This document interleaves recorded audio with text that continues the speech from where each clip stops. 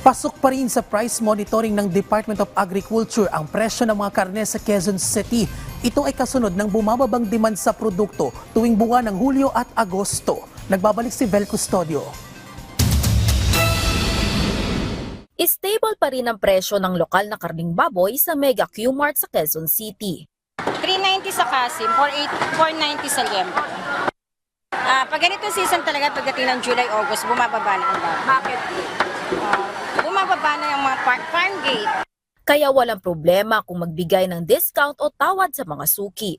Pag marami yung namin, binibili namin, may discount naman to kasi suking-suki ko talaga dito.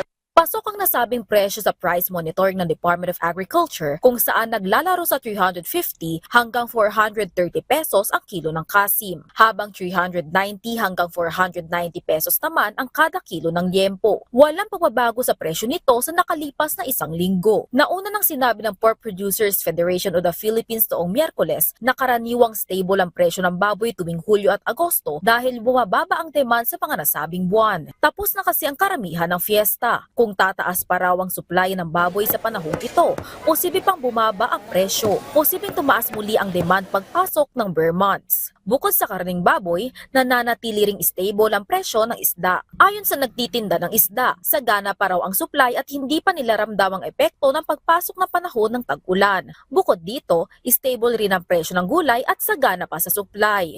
Vel Custodio, para sa Pambansang TV sa Bagong Pilipinas.